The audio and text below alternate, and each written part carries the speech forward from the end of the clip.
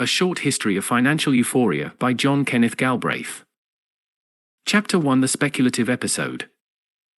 Anyone taken as an individual is tolerably sensible and reasonable as a member of a crowd. He at once becomes a blockhead. Friedrich von Schiller, as quoted by Bernard Baruch.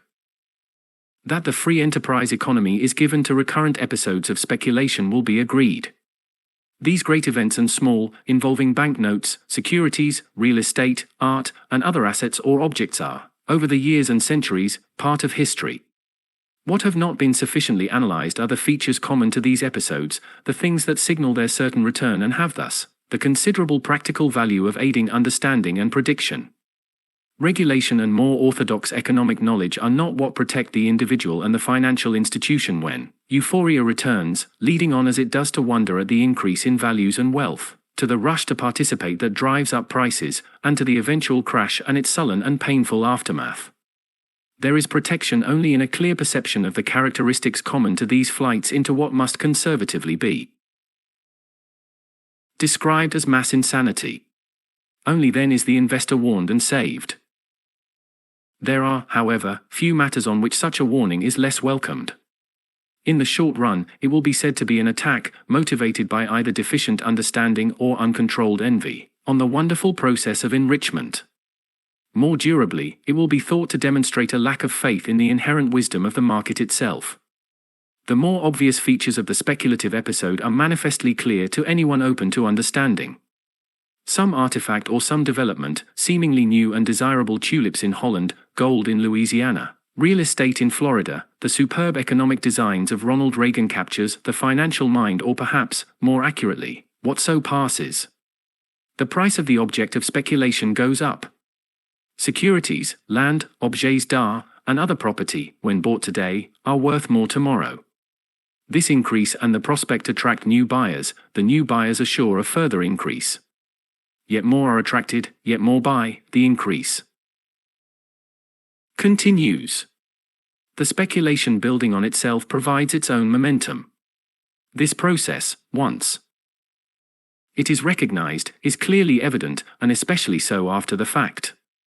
So also, if more subjectively, are the basic attitudes of the participants.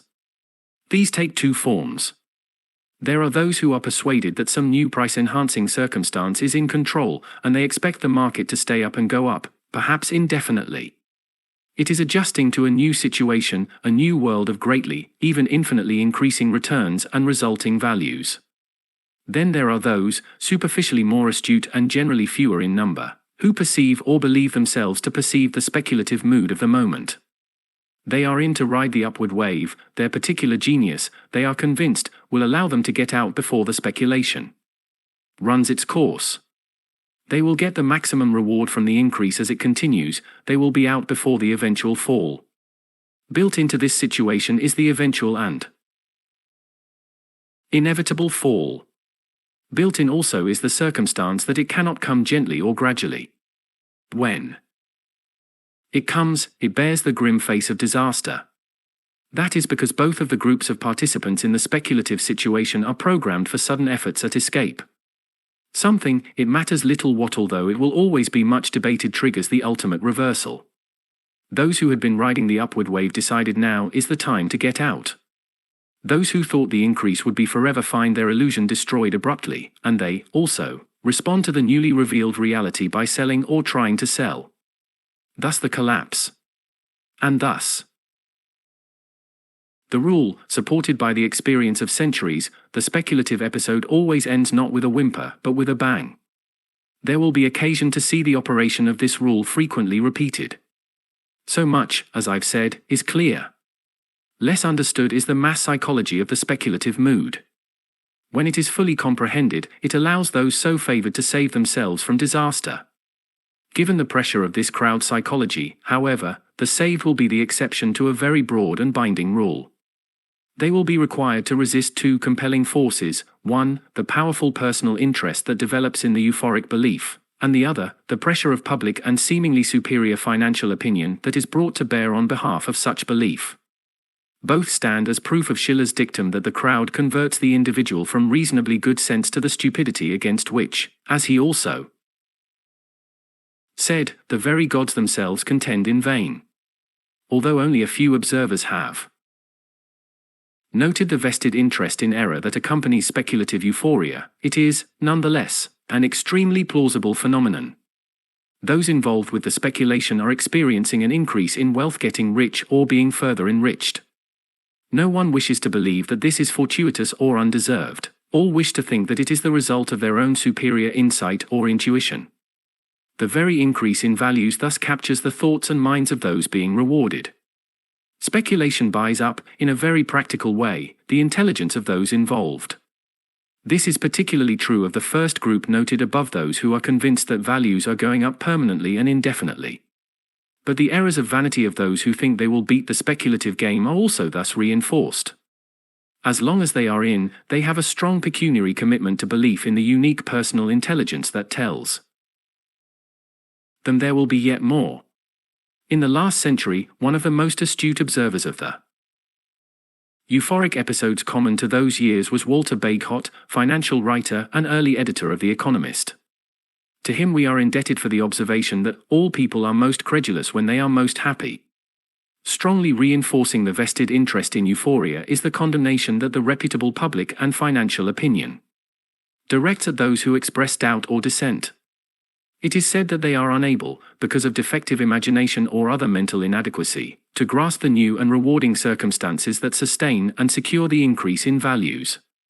Or their motivation is deeply suspect. In the winter of 1929, Paul M. Warburg, the most respected banker of his time and one of the founding parents of the Federal Reserve System, spoke critically of the then current orgy of unrestrained speculation and said that if it continued, there would ultimately be a disastrous collapse and the country would face a serious depression. The reaction to his statement was bitter, even vicious. He was held to be obsolete in his views, he was sandbagging American prosperity, quite possibly, he was himself short in the market. There was more than a shadow of anti-Semitism in this response. Later, in September of that year, Roger Babson, a considerable figure of the time who was diversely interested in statistics, market forecasting, economics, theology, and the law of gravity, specifically foresaw a crash and said, "It may be terrific. There would be a 60 to 80-point drop in the Dow, and, in consequence, factories will shut down, men will be thrown out of work, the vicious circle will get in full swing and the result will be a serious business depression." Babson's forecast caused a sharp break in the market, and the reaction to it was even more furious than that to Warburg's. Barron said he should not be taken seriously by anyone acquainted with the notorious inaccuracy of his past statements. The great New York Stock Exchange house of Hornblower and Weeks told its customers, in a remarkably resonant sentence, that we would not be stampeded into selling stocks because of a gratuitous forecast of a bad break in the market by a well-known statistician. Even Professor Irving Fisher of Yale University, a pioneer in the construction of index numbers, and otherwise the most innovative economist of his day, spoke out sharply against Babson. It was a lesson to all to keep quiet and give tacit support to those indulging their euphoric vision. Without, I hope, risking too grave a charge of self-gratification, I might here cite personal experience. In the late winter of 1955, J. William Fulbright, then the chairman of the Senate Banking and Currency Committee, called hearings to consider a modest speculative build-up in the securities market.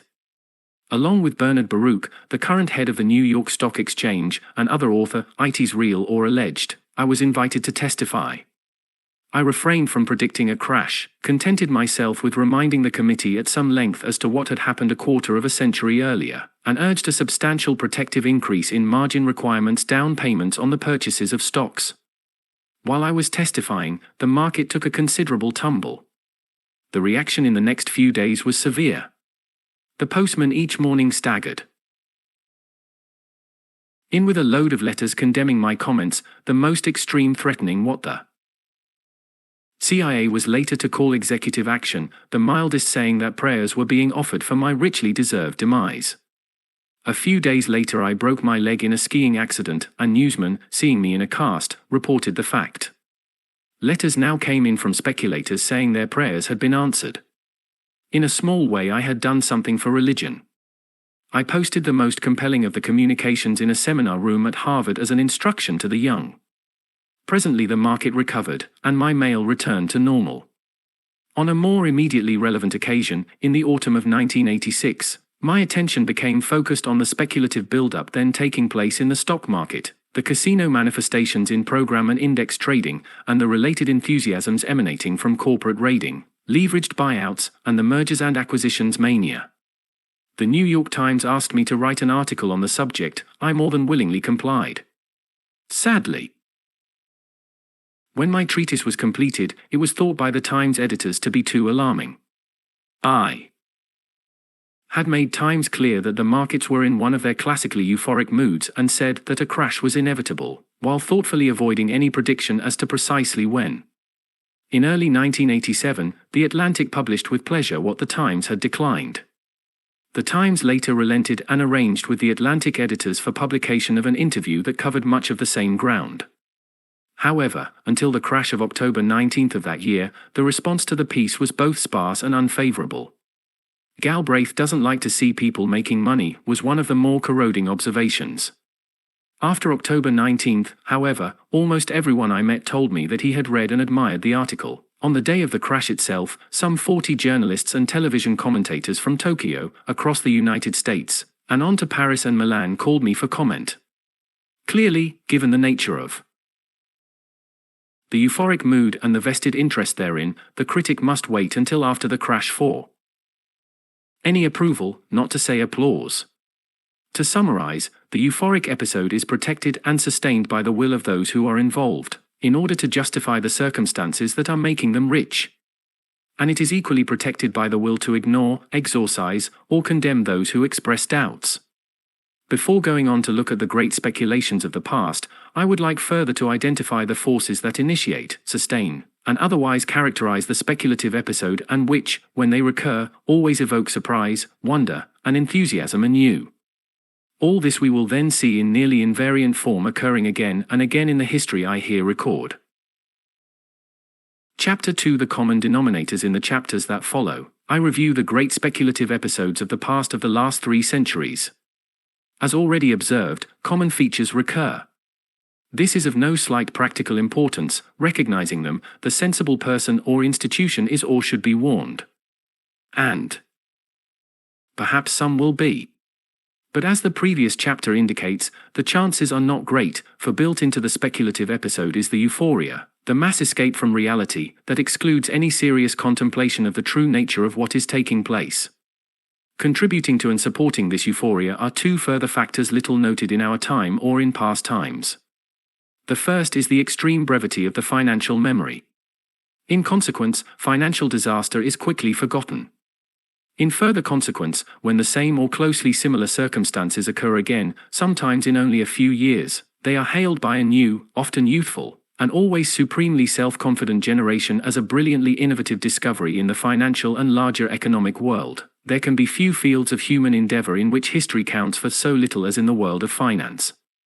Past experience, to the extent that it is part of memory at all, is dismissed as the primitive refuge of those who do not have the insight to appreciate the incredible wonders of the present.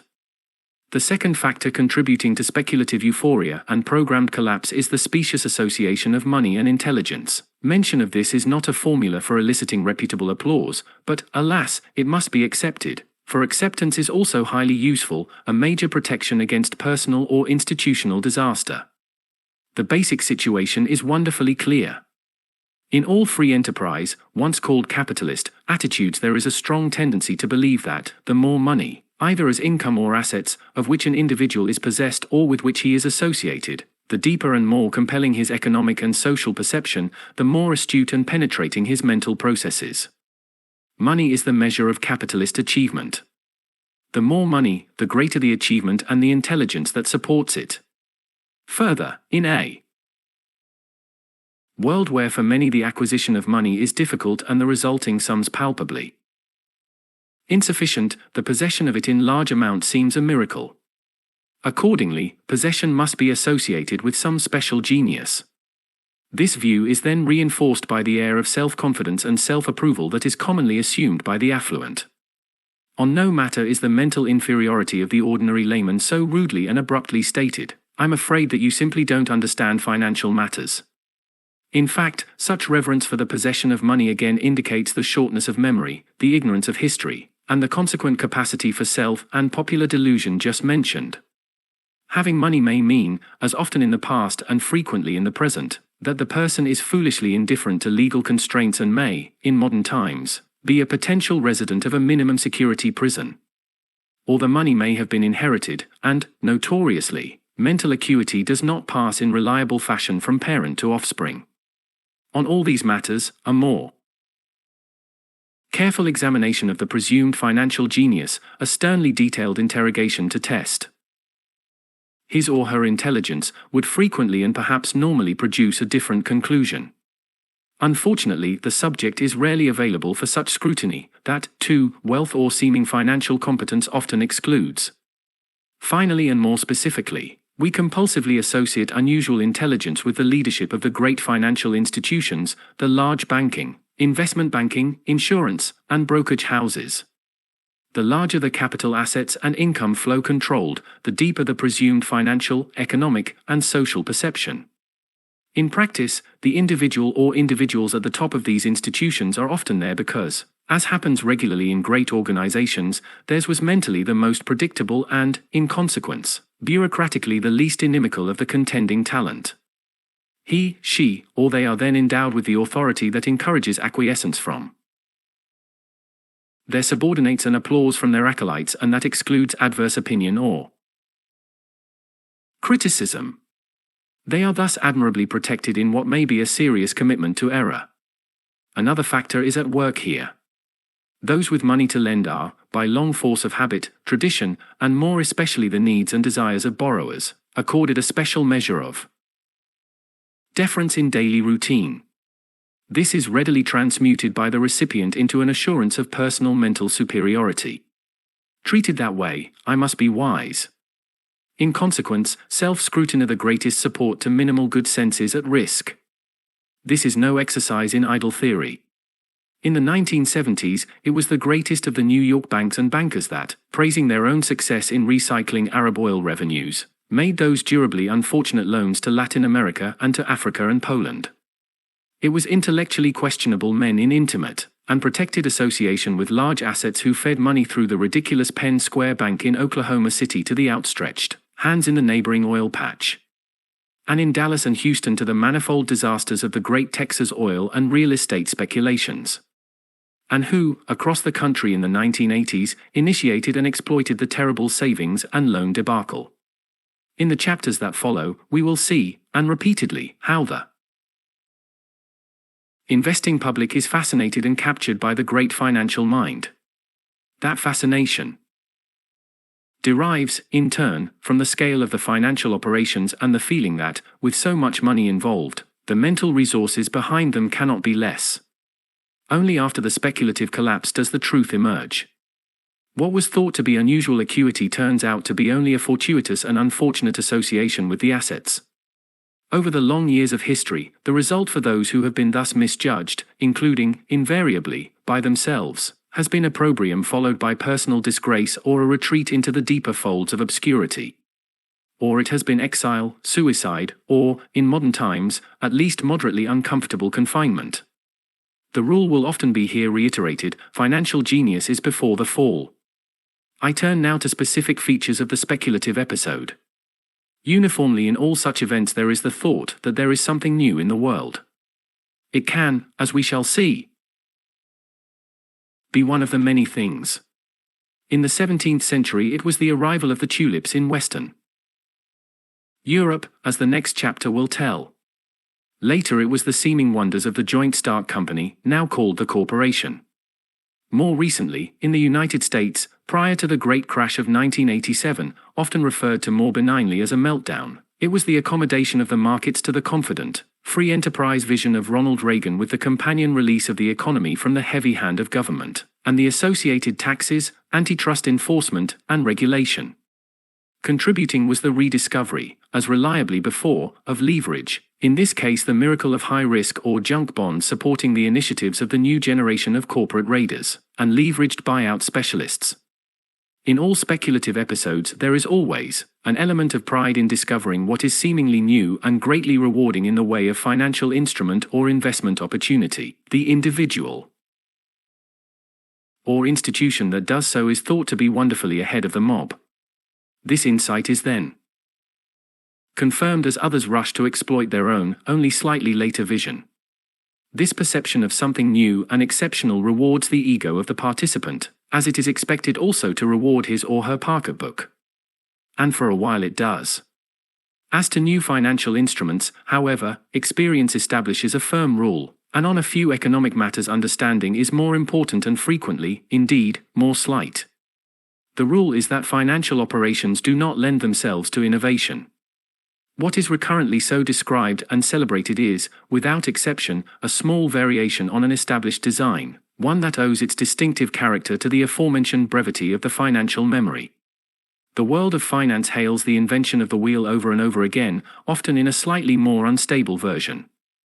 All financial innovation involves, in one form or another, the creation of debt secured in greater or lesser adequacy by real assets. This was true in one of the earliest seeming marvels. When banks discovered that they could print banknotes and issue them to borrowers in a volume in excess of the hard money deposits in the bank's strong rooms. The depositors could be counted upon, it was believed or hoped, not to come all at once for their money. There was no seeming limit to the debt that could thus be leveraged on a given volume of hard cash. A wonderful thing. The limit became apparent, however, when some alarming news, perhaps of the extent of the leverage itself, caused too many of the original depositors to want their money at the same time. All subsequent financial innovation has involved similar debt creation leveraged against more limited assets with only modifications in the earlier design. All crises have involved debt that, in one fashion or another, has become dangerously out of scale in relation to the underlying means of payment. More often, even a semblance of innovation is absent. In the 1920s, as we shall see, great holding companies were created. The owners, that is to say the stockholders, issued bonds and preferred stock in order to buy other stocks. As the latter appreciated in value for a while, all the increase accrued to the owners. This was proclaimed one of the financial miracles of that age. It was, in fact, leverage in, at most, a slightly different guise. In the 1980s, in what came to be called the mergers and acquisitions mania, corporate raiders and their investment banking acolytes issued bonds in great volume against the credit of the companies being taken over. All the managements thus threatened similarly issued bonds to buy and retire the stock of their own companies and so retain control. It was, once again, a time of presumed innovation and adventure. In reality, this was again only the reappearance of leverage, not even the terminology was new. The bonds so issued, it might be added, carried high interest rates that were meant to compensate for the risk incurred. For a time, this too was considered a major new discovery despite the rather adverse appellation accorded these financial instruments, namely junk bonds. Michael Milken of the Investment House of Drexel Burnham Lambert, sponsor beyond equal of junk bond issues, was hailed as an innovator in the field of finance. His income of $550 million in 1987 was thought appropriate compensation for so inventive a figure, one of Edisonian stature. Mr. Milken's competence and superior diligence as a salesman, sometimes called promoter, is not in doubt, but the discovery that high-risk bonds leveraged on limited assets should have a higher interest rate hardly stands on a par as an invention with the electric light. Again the wheel, here in an especially fragile version. The final and common feature of the speculative episode in stock markets, real estate, art, or junk bonds is what happens after the inevitable crash. This, invariably, will be a time of anger and recrimination and also of profoundly unsubtle introspection. The anger will fix upon the individuals who were previously most admired for their financial imagination and acuity. Some of them, having been persuaded of their own exemption from confining orthodoxy, will, as noted, have gone beyond the law, and their fall and, occasionally, their incarceration will now be viewed with righteous satisfaction. There will also be scrutiny of the previously much praised financial instruments and practices paper money, implausible securities issues, insider trading, market rigging, more recently, program and index trading that have facilitated and financed the speculation. There will be talk of regulation and reform. What will not be discussed is the speculation itself or the aberrant optimism that lay behind it. Nothing is more remarkable than this: in the aftermath of speculation, the reality will be all but ignored. There are two reasons for this. In the first place, many people and institutions have been involved, and whereas it is acceptable to attribute error, gullibility, and excess to a single individual or even to a particular corporation, it is not deemed fitting to attribute them to a whole community, and certainly not to the whole financial community. Widespread naivete, even stupidity, is manifest. Mention of this, however, runs drastically counter to the earlier noted presumption that intelligence is intimately associated with money. The financial community must be assumed to be intellectually above such extravagance of error. The second reason that the speculative mood and mania are exempted from blame is theological. In accepted free enterprise attitudes and doctrine, the market is a neutral and accurate reflection of external influences. It is not supposed to be subject to an inherent and internal dynamic of error. This is the classical faith. So there is a need to find some cause for the crash, however far-fetched, that is external to the market itself, or some abuse of the market that has inhibited its normal performance. Again, this is no matter of idle theory. There are very practical consequences, and these, as we shall see, are especially evident and important in our own time. That the months and years before the 1987 stock market crash were characterized by intense speculation no one would seriously deny. But in the aftermath of that crash, little or no importance was attributed to this speculation. Instead, the deficit in the federal budget became the decisive factor. The escape from reality continued with studies by the New York Stock Exchange, the Securities and Exchange Commission, and a special presidential commission, all of which passed over or minimized the speculation as a conditioning cause. Markets in our culture are a totem, to them can be ascribed no inherent aberrant tendency or fault. There is ample reason to be interested in the history of speculative excess and its effects for its own sake. One relishes, especially if from afar, the drama of mass insanity. There is a rewarding sense of personal foresight in knowing of the invariable end of each episode. But there is also a high practical utility in observing how reliably the common features just cited recur. Seeing the earlier of the symptoms re-emerge, as they will, there is a chance, a slim chance, to be sure, given the sweeping power of financial euphoria, that otherwise vulnerable individuals will be warned. To this end, I now turn to the great speculative episodes of the past and their common features. Chapter 3: The classic cases, the tulipomania, John Law and the Bank Royal. Speculators may do no harm as bubbles on a steady stream of enterprise. But the position is serious when enterprise becomes the bubble on a whirlpool of speculation. John Maynard Keynes, The General Theory of Employment, Interest and Money. That there were speculative episodes going back to the days of the Florentines and the Venetians none can doubt. Fernand Braudel, the French economic historian and ultimate authority on these matters, has noted that there were active securities markets in Genoa, Florence, and Venice as early as the 14th century, and long before then there was active trading in coinage and commodities, with, almost certainly, purchase and sale based not on present but on imagined prospective value. The first modern stock market, modern especially as to the volume of transactions, appeared, however, in Amsterdam at the beginning of the 17th century. And it was in the stable, wide-horizoned land of the Dutch, with its stable and sombre people, that there came in the 1630s the first of the great speculative explosions known to history. It remains to this day one of the most remarkable. It was not, however, in stock market offerings or in real estate or, as one might have expected, in the superb Dutch paintings. The speculation was in tulip bulbs, and it has come down over the last 350 years with a name of its own, the tulipomania. The tulip tulipa of the lily family Liliaceae, of which there are around 160 species, grows wild in the eastern Mediterranean countries and on east from there. The bulbs first came to Western Europe in the 16th century. A cargo of them that arrived in Antwerp from Constantinople in 1562 is thought to have been especially important in spreading knowledge and appreciation of the flower. This appreciation became, in time, very great. Enormous prestige was soon attached to the possession and cultivation of the plant. Speculation, it has been noted, comes when popular imagination settles on something seemingly new in the field of commerce or finance. The tulip, beautiful and varied in its colors, was one of the first things so to serve. To this day it remains one of the more unusual of such instruments. Nothing more improbable ever contributed so wonderfully to the mass delusion here examined. Attention came to be concentrated on the possession and display of the more esoteric of the blooms. An appreciation of the more exceptional of the flowers rapidly gave way to a yet deeper appreciation of the increase in the price that their beauty and rarity were commanding. For this the bulbs were now bought, and by the mid-1630s the increase seemed to be without limit. The rush to invest engulfed the whole of Holland. No person of minimal sensitivity of mind felt that he could be left behind.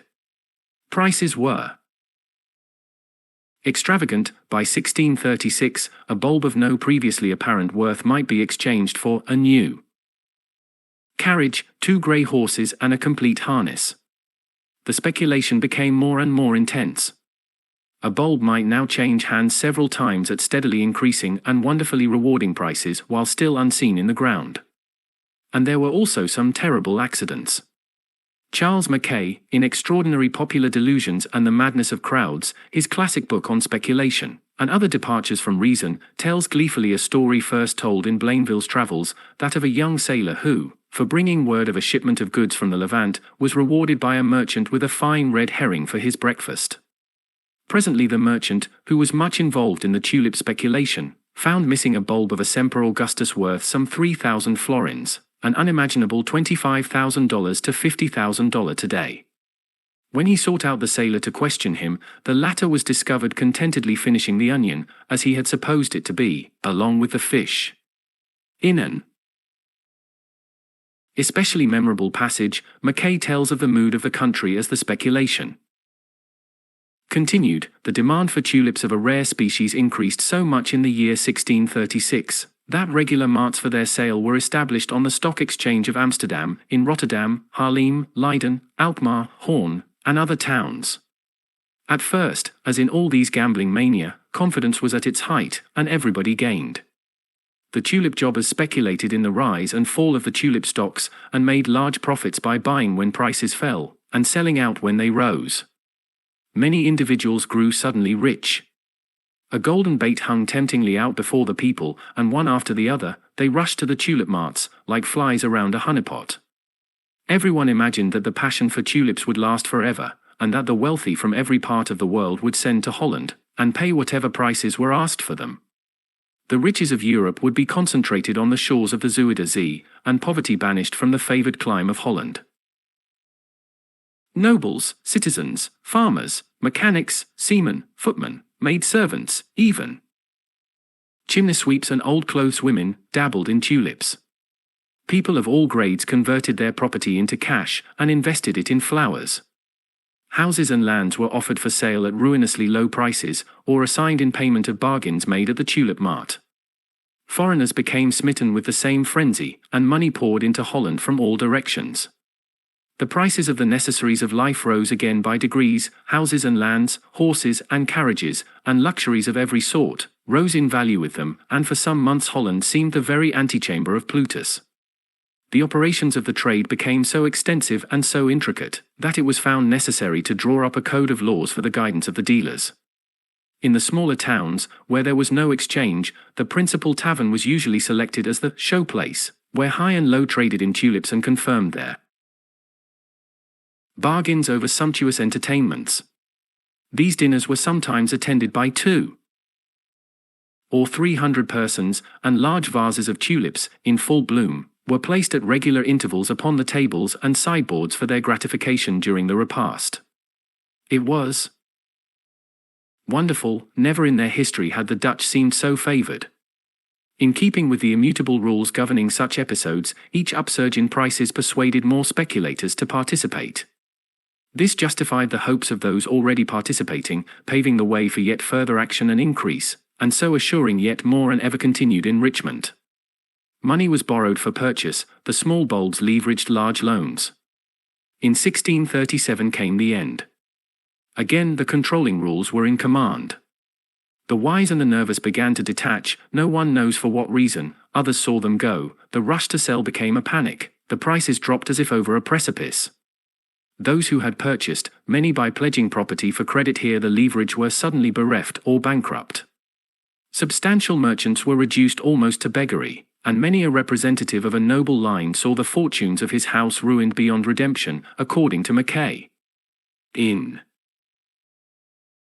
the aftermath, the bitterness, recrimination, and search for scapegoats all normal were. Extreme, as was the avoidance of mention of the mass mania that was the true cause. Those who had contracted to buy at the enormously inflated prices defaulted en masse. Angry sellers sought enforcement of their contracts of sale, the courts, identifying it as a gambling operation, were unhelpful. Not less than with the failing banks and savings and loan associations in recent times, the state then emerged as the recourse of last resort. Alas, the only remedy would have been to restore the price of the bulbs to the pre-crash level, but this was manifestly impractical, and so the so recently rich were left with their loss. Nor were they alone in misfortune. The collapse of the tulip prices, and the resulting impoverishment had a chilling effect on Dutch economic life in the years that followed. There ensued, in modern terminology, an appreciable depression. There was one mitigating result: the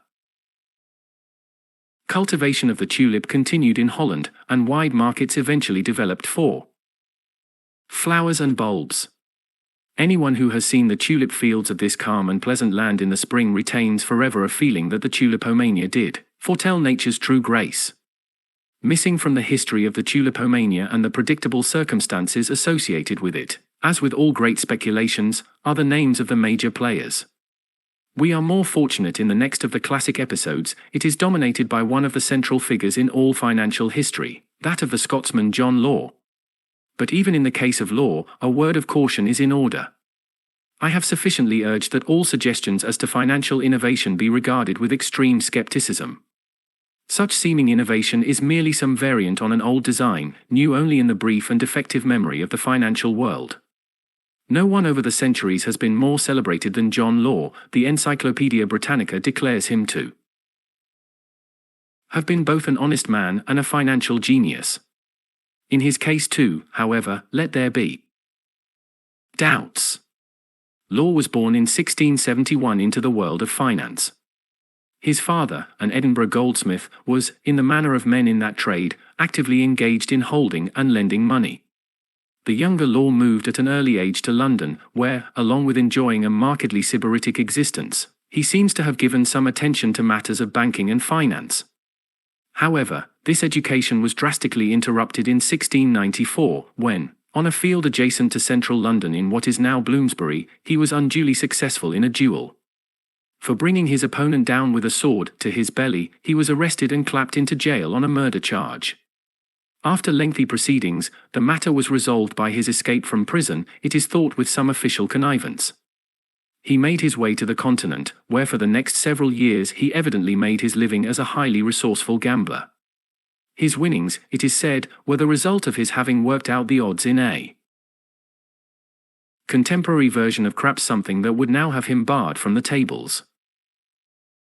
In the Netherlands he also observed the operations of the great and successful Bank of Amsterdam and gave thought to banking, and to the idea of a land bank that would take over landed property and issue notes secured by the real estate as loans. Just how the land would be redeemed by note holders was uncertain. The idea was, however, important for his future career in Paris. There he arrived in 1716 after a brief return to Scotland, where he sought to promote his schemes, only to have them rather decisively and, none can doubt, very wisely rejected. Paris was more amenable or, more precisely, more unfortunate. It was a propitious moment. Louis XIV had died the year before, leaving two legacies that would prove to be important for Law. One was the regent for the young Louis XV. Philippe II, Duc d'Orléans, was a man who combined a negligible intellect with deeply committed self-indulgence. The other was a bankrupt treasury and numerous debts deriving from the Sun King's persistent wars and civil extravagance, and the extensive corruption among the tax farmers assigned to the raising of the revenues. To both of these opportunities Law addressed himself. On May 2, 1716, he was accorded the right to establish a bank, which eventually became the Bank Royal, with a capital of 6 million livres. Included was authorization to issue notes, which were then used by the bank to pay current government expenses and to take over past government debts. The notes, in principle exchangeable into hard coin if one wished, were well received. Some being well received, more were issued. What was needed, obviously, was a source of earnings in hard cash that would bring in revenues to support the note issue. This was provided in theory by the organization of the Mississippi Company, the Company d'Occident, later, with larger trading privileges, the Company of the Indies to pursue the gold deposits that were presumed to exist in the great North American territory of Louisiana. There was no evidence of the gold, but this, as ever in such episodes, was no time for doubters or doubting. Shares of the company were offered to the public, and the response was sensational. The old bourse in the Rue Quincampoix was the scene of the most intense, even riotous, operations in all the history of financial greed. Eventually selling and trading were moved to the more spacious place Vendôme and on to the neighborhood of the Hôtel de Soissons. So determined were some women purchasers that, in an interesting modern touch, they offered themselves for the right to buy shares. In the 1980s, in a slight variation, some vulnerable clients of Michael Milken and Drexel Burnham Lambert who attended the annual Predators Balls, as they were denoted, at the Beverly Hills Hotel were said to have had the attention of appropriately ascetic prostitutes. This was meant to encourage them in the purchase of junk bonds, many of which were comparable in prospect to the shares in the Company d'Occident. The proceeds of the sale of the stock in the Mississippi Company went not to search for the as yet undiscovered gold, but to the government for its debts. The notes that went out to pay the debt came back to buy more stock. More stock was then issued to satisfy more of the intense demand, the latter having the effect of lifting both the old and the new issues to ever more extravagant heights. All the notes in this highly literal circulation were, it was presumed, backed by coin in the Bank Royal, but the amount of the coin that so sustained the notes was soon minuscule in relation to the volume of paper. Here was leverage in a particularly wondrous form. In 1720, the end came. The leverage went sharply into reverse, as was to be the experience in 100 such occurrences, great and small, in the next 250 years. The precipitating factor, it is said, was the decision of the Prince de Conti, annoyed by his inability to buy stock, to send his notes to the Bank Royal to be turned in for gold. According to highly improbable legend, 3 wagons carried the metal back to him, but the regent then intervened at Law's request and ordered the prince to return it all. Meanwhile others were seized by the thought that gold might be better than notes. To restore confidence and assure noteholders and investors that a goodly supply of the metal would be forthcoming, a battalion of Paris mendicants was recruited, and the members were equipped with shovels and marched through the streets of Paris as though on the way to mine the metal in Louisiana. It was thought somewhat distressing when, in the next weeks, many of them were seen back at their old haunts. Whatever the facts, there was a run on the bank people seeking to convert their notes not into the stock of the Mississippi Company but into gold. On one July day in 1720, 15 people lost their lives in the crush in front of the Bank Royal. The notes were declared no longer convertible. Values, and not just those of the Mississippi stock, collapsed. Citizens who a week before had been millionaires, an indispensable term that was given to us by these years, were now impoverished. Next came the predictable anger, the search for the individual or institution to be blamed. The search did not have far to go. In the preceding months a grateful sovereign had raised the foreigner, gambler, and escaped murderer John Law to the highest public post in the kingdom, where, in fact, he instituted some useful economic and tax reforms. Idle lands of the clergy were given to the peasants, local tolls were abolished, and tariffs reduced. He had also become Controller General of France and had been made the Duc d'Arkansas, a title one wishes might have survived. Now John Law became the object of the most venomous condemnation. Protected by the regent, he got out of France and spent 4 years in England, where he was granted amnesty on the murder charge against him. He then went on to Venice, where for the time that remained to him, according to the Duc de Saint-Simon, he lived, in decent poverty, a quiet and virtuous life, died there in the Catholic faith, piously receiving the sacraments of the Church. It is possible to see here again the constants in these matters. Associated with the wealth of the Bank Royal, Law was a genius intelligence, as ever, derived from association with money. When the wealth dissolved and disappeared, he was a fugitive. Mercilessly reviled. That Law had a captivating self-assurance seems certain, and this served him well with the regent and the Parisian public. That what he did, however, was either highly original or minimally sensible is gravely in doubt. Men of genius do not destroy themselves along with so many others and invite such a dismal end. In the aftermath, as in Holland after the tulips, the French economy was depressed, and economic and financial life was generally disordered in the slightly exaggerated words of Saint Simon, with a tiny minority enriched by the total ruin of all the rest of the people. But, as in Holland and as with superb consistency throughout this history, blame did not fall on the speculation and its gulled participants. It was, as already indicated, John Law who was deemed responsible, as was his Bank Royal, and for a century in France banks would be regarded with suspicion. Those who had lost their minds as well as their money and made the speculation spared themselves all censure. Chapter 4 The Classic Cases, 2, The Bubble. As the great speculation was coming to its unpredictable but wholly predictable climax in Paris in 1720, so was another, this one in London. Insanity born of optimism and self-serving illusion was the tale of two cities. As might be expected, both the British players and the event itself lacked the French style.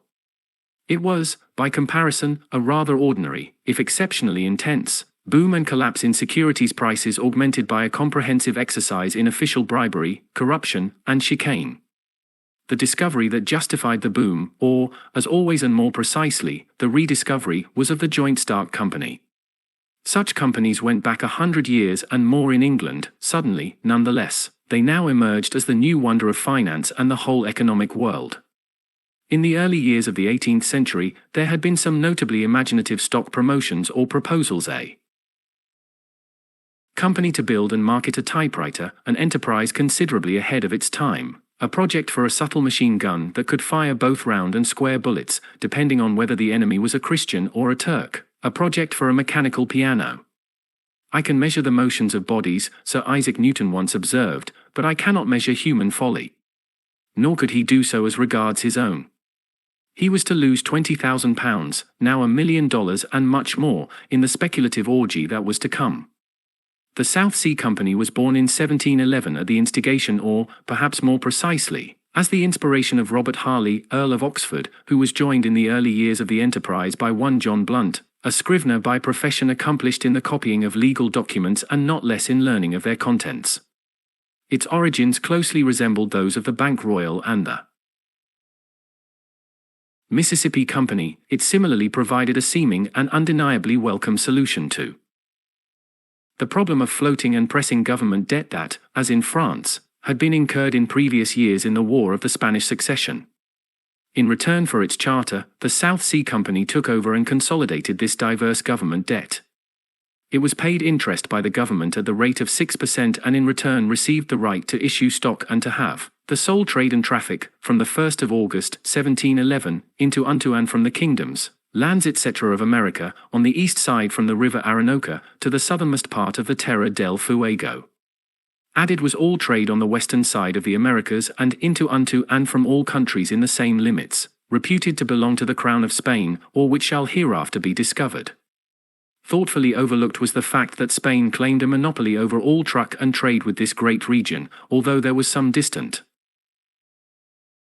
hope that treaty negotiations then underway would accord Britain access to the fabled metallic wealth of Mexico, Peru, and the rest.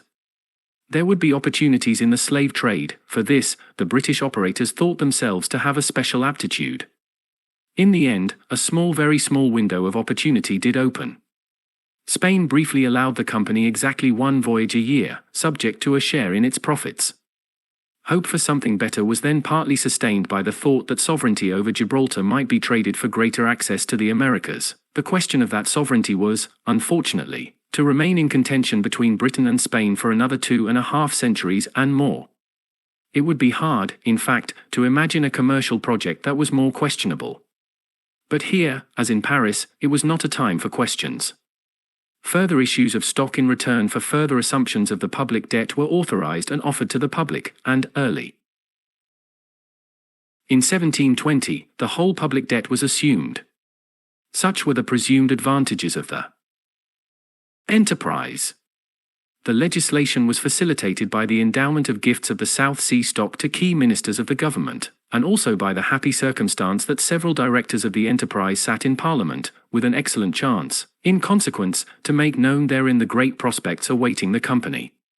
The latter's directors were also generous in awarding stock to themselves.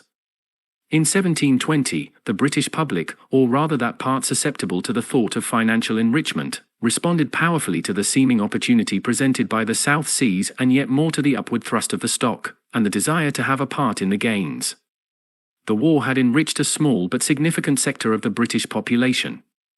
The landed and aristocratic classes, though contemptuous of those in trade or otherwise concerned with money-making, were also able to surmount their pride.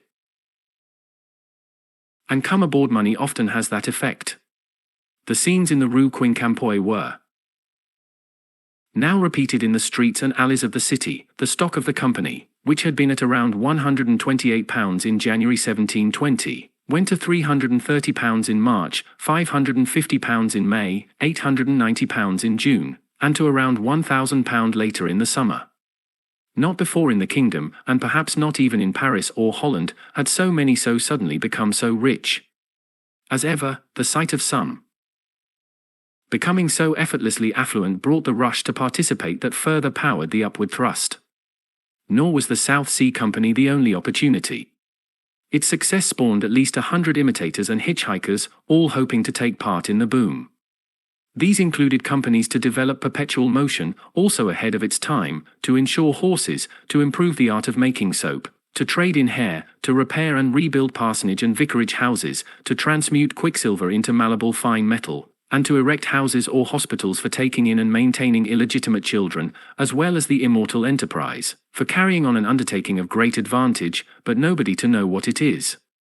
In July of 1720, the government finally called a halt. Legislation, the Bubble Act, was passed prohibiting these other promotions, less, it has always been thought, to protect the foolish and the innocent than to secure the speculative monopoly of the South Sea Company itself.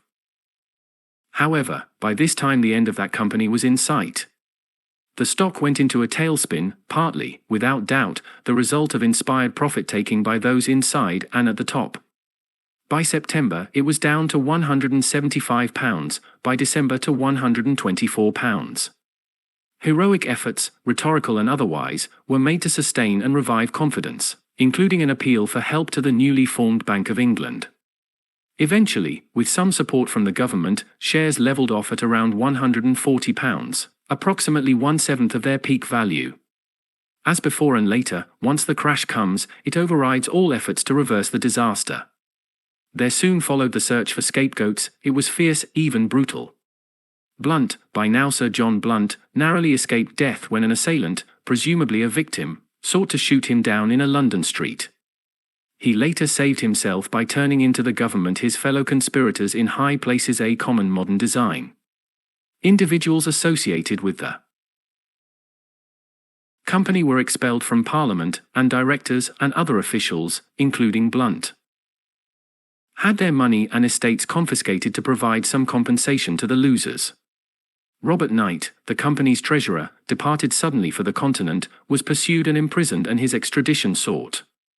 He managed to escape and lived in exile for the next 21 years. James Craggs, an influential elder statesman of the affair, committed suicide.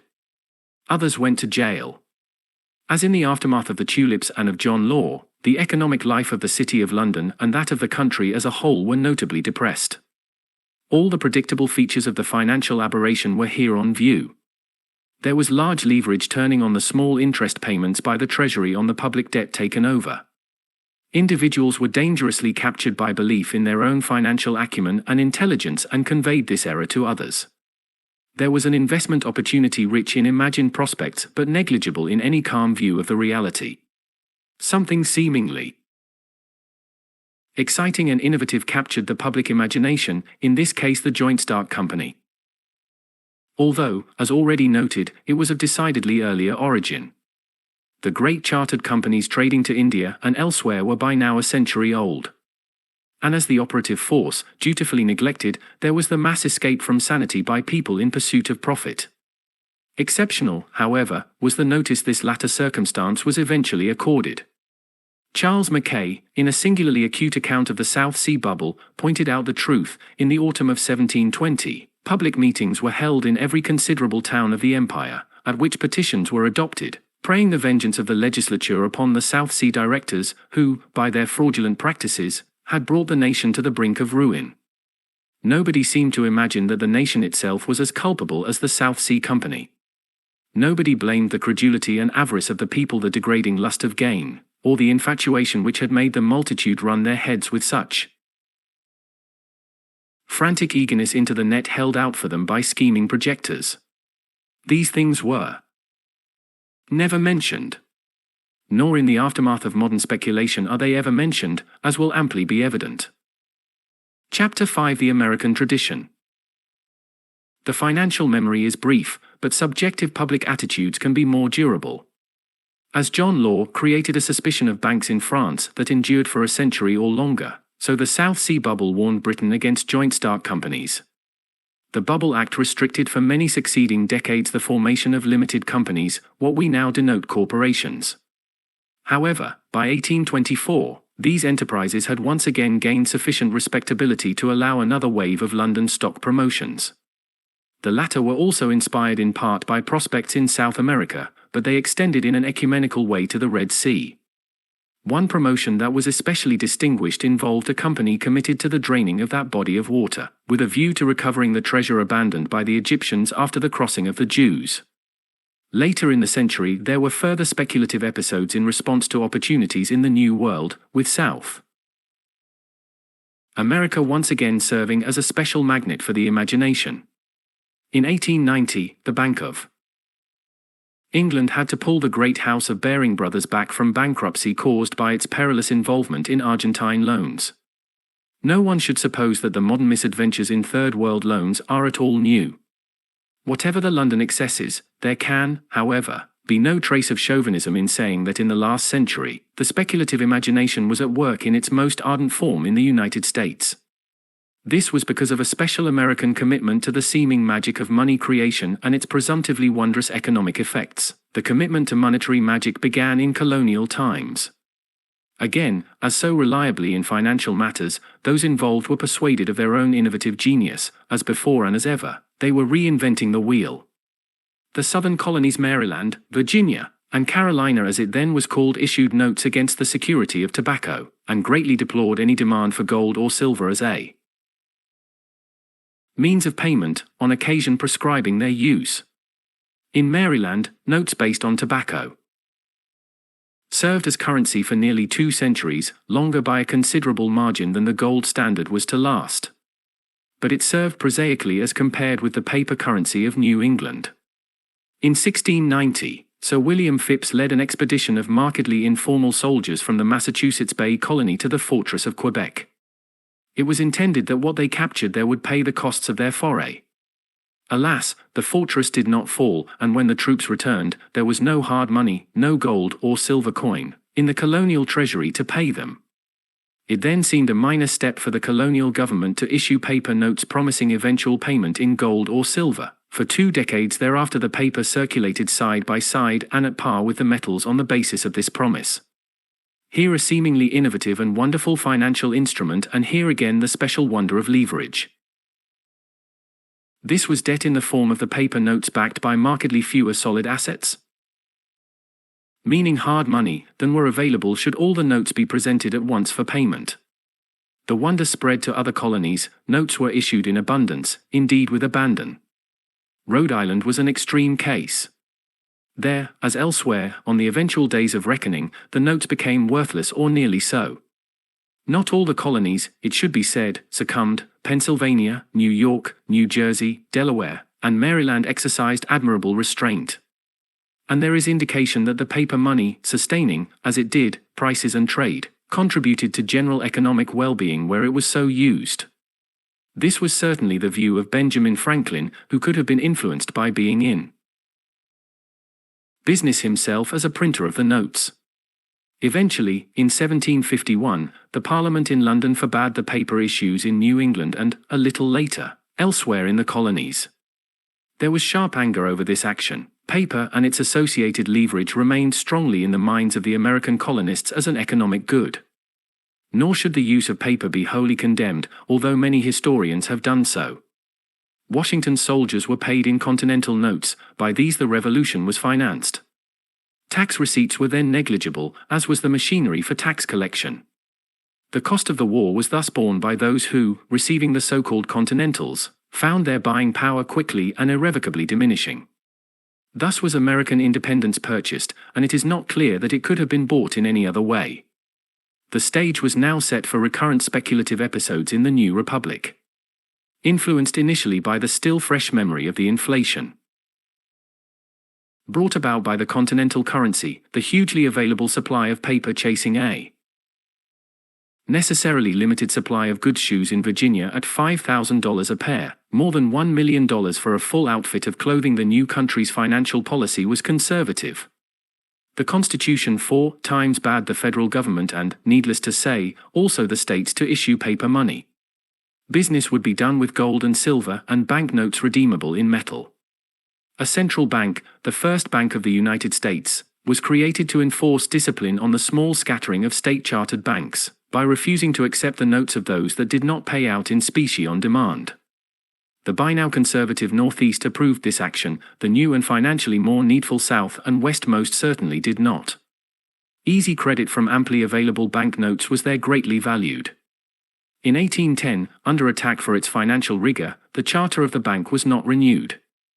With the stimulus of the War of 1812, and the need to finance it by extensive public borrowing, prices rose. State banks, relieved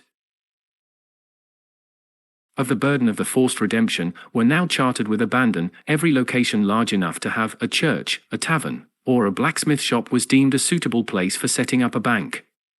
These banks issued notes, and other, more surprising enterprises, imitating the banks, did likewise. Even barbers and bartenders competed with the banks in this respect. The assets back of these notes were, it need hardly be said, minuscule and evanescent. Leverage once again. In the years following the end of the war, land and other property values throughout the country rose wonderfully. As is always the case, the rising values attracted those who were persuaded that there would be yet further increases, and from this persuasion ensured that there would be yet greater increases to come. The Second Bank of the United States was chartered in 1816. The feeling that such higher regulatory authority was needed had persisted. However, initially it added to the boom. The bank involved itself enthusiastically in real estate loans. Then, in 1819, the boom collapsed. Prices and property values fell drastically, loans were foreclosed, the number of bankruptcies went up. This was the first of the speculative episodes with resulting collapse that were to characterize American economic and financial history for the rest of the century. The word panic as it pertained to money entered the language. Later, in eager search of milder, less alarming reference, crisis, depression, recession, and now, of course, growth adjustment came successively to denote the economic aftermath. It seems likely, although no one knows for sure, that the boom of the second decade of the last century came to an end in 1819 in the normal course of the speculative episode. But the second bank, which, in keeping with its regulatory purpose, had begun calling in the notes for payment, was intuitively and sharply blamed. As always, the need was to find a cause apart from the speculation itself. In consequence, President Andrew Jackson rallied public opinion against such institutions, an effort in which he was unintentionally aided by Nicholas Biddle of Philadelphia. As head of the bank, Biddle called on the local country banks with elitist, righteous, and generally offensive vigor to make good on their notes. IRL consequence, the charter of the second bank, like that of the first, was not renewed. Nearly a century would pass before a central bank would again be tolerated in the United States. Soon new banks and banknotes flooded onto the scene. The stage was set for the next speculative episode, which was to end in the crash of 1837. This speculative bubble was once again in real estate, especially in the West and including claims on the public lands, But it extended to manufacturing enterprises and commodities as well. It was financed by the borrowing of the notes proliferated by the ever-increasing number of banks. But now there was also a new source of financing. Internal improvements, as they were called, became a major investment opportunity. These, notably canals and turnpikes, addressed the great distances and formidable landscape over which it was necessary for the products of farm, mine, and factory to travel in the new republic. The states took up the task of finding the funds. These proved to be available in volume from Britain. Money moved in unprecedented amounts across the Atlantic, and without question it contributed affirmatively to the construction of transportation facilities. But it also contributed to an explosive boom in business and employment and to a rush to share in the appreciating property values. In 1837 came the inevitable disenchantment and collapse. A period of marked depression again ensued. This episode did, however, have two new features, one of them of continuing significance today. It clearly left behind the improvements, notably the canals, which had been the source of the speculative enthusiasm. And it introduced a distinctly modern attitude toward the loans that were outstanding. In the somber conditions following the crash, these were viewed with indignation and simply not repaid. Mississippi, Louisiana, Maryland, Pennsylvania, Indiana, and Michigan all repudiated their debts, although there was some mild later effort at repayment. Anger was expressed that foreign banks and investors should now, in hard times, ask for payment of debts so foolishly granted and incurred. A point must be repeated: only the pathological weakness of the financial memory, something that recurs so reliably in this history, or perhaps our indifference to financial history itself, allows us to believe that the modern experience of Third World debt, that now of Argentina, Brazil, Mexico, and the other Latin American countries, is in any way a new phenomenon. For a decade after the bursting of the debt bubble in 1837, business conditions were depressed in the United States. The number of banks available for financing speculative adventures declined. Then, after another 10 years, public memory faded again. Confidence returned, bank charters exfoliated, banknotes once more became available to finance speculation, and in 1857 there was another panic and collapse. Meanwhile, there had been an experience of leverage that would have seemed formidable to T. Boone Pickens or even Michael Milken and the once great house of Drexel Burnham Lambert. State regulation required banks to hold reserves of hard coin against their outstanding notes. This was to limit in a sensible way the length of the lever. Bank examiners enforced this requirement, but the enforcement was on a par with that recently of the regulations on the savings and loan industry. At the outer extreme of compliance, a group of Michigan banks joined to cooperate in the ownership of the same reserves. These were transferred from one institution to the next in advance of the examiner as he made his rounds. And on this or other occasions, there was further economy. The top layer of gold coins in the container was given a more impressive height by a larger layer of 10-penny nails below. But not all of the excesses of leverage were in the West. In these same years, in the more conservative precincts of New England, a bank was closed up with $500,000 in notes outstanding, and a specie reserve of $86.48 in hand. The Civil War did not alter the sequence of speculative boom and bust, but it shortened the interval between episodes. As the wounds of war healed in the late 1860s and early 1870s, there came one of the greatest of speculative booms, portending the economically and politically devastating Panic of 1873. The preceding years were ones of generally increasing and pyramiding values and generally euphoric conditions in manufacturing, farming, and public construction. Increasing values again brought increasing values. As with the canals and turnpikes, it was transportation, this time the railroads, that was the focus of the speculation. Here the horizon seemed truly without limit. Who could lose on what was so obviously needed? Again, British loans became available in huge volume, these sustained by the financial amnesia that had now erased all effective memory of the defaulted loans of 40 years before. Soon the reality. The new railroads, and some old ones, could not pay. The respected banking house of J. Cook and Company, heavily involved with railroad financing, failed in September of 1873. Two large banks also went under.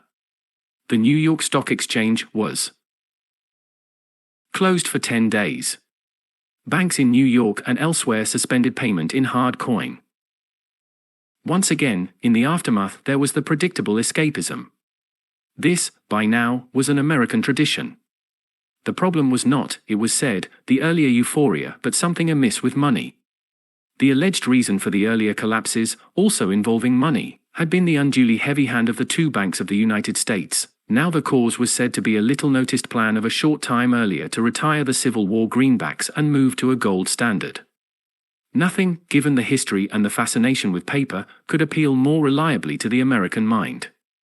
Born forthwith were two great political movements, that of the Greenback Party and that of the advocates of the free coinage of silver.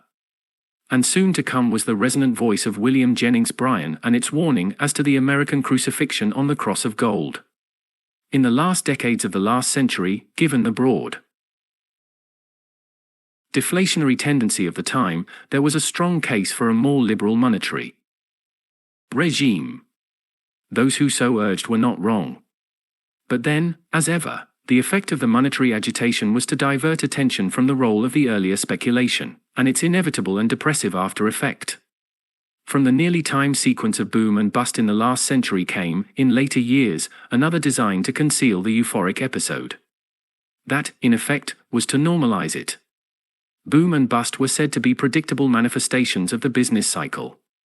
Mania there might be, as Joseph Schumpeter thus characterized it, but mania was a detail in a larger process, and the benign role of the ensuing contraction and depression was to restore normal sanity and extrude the poison, as some other scholars put it, from the system.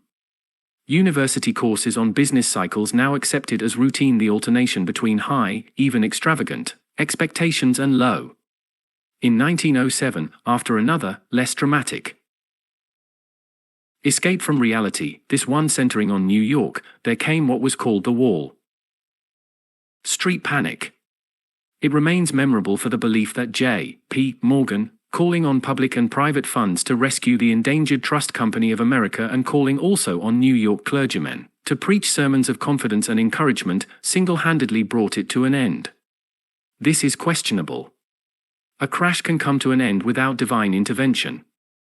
Again, in the months following World War I, there was a mildly euphoric mood. Farm income was good, from this came a speculative surge in land purchases and in farmland prices. This left farmers with a heavy burden of debt, which in the years of the Great Depression was commonly estimated to exceed in the aggregate the value of all rural property. Born here were the agricultural crisis of the 1930s and the farm programs that still exist to support farm prices and income, and supply farmers with credit. But overshadowing all previous speculative episodes was the great stock market boom of the later 1920s. Not since John Law or the bubble had mania seized so deeply so large and influential a sector of the population. Here on display were all the basic features of financial euphoria. Here too was an end to the Schumpeterian notion that the ensuing contraction was normal, tolerable, and, as he urged, benign. Chapter 6 1929 In the larger history of economics and finance, no year stands out as does 1929. It is, as I have elsewhere observed, like 1066, 1776, 1914, 1945, and now, perhaps, with the collapse of communism, 1989, richly evocative in the public memory. That is partly because the speculative debacle that then occurred was of special magnitude, even grandeur, and more because it ushered in for the United States and the industrial world as a whole the most extreme and enduring crisis that capitalism had ever experienced. 1929 is also remembered because there were then evident all the elements of the euphoric episode, and especially the powerful commitment to presumed financial innovation. This last included, as ever, the rediscovered wonders of leverage, presently to be examined, and the parade of publicly celebrated genius. Optimism built on optimism to drive prices up.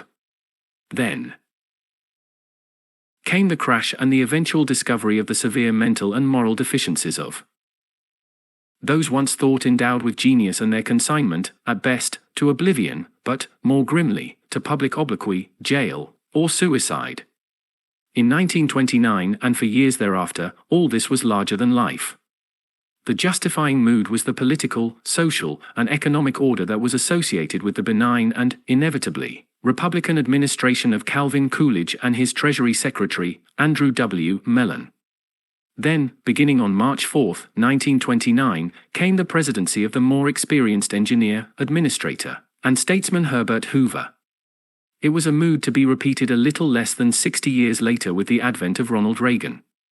This recurrence was not entirely an accident.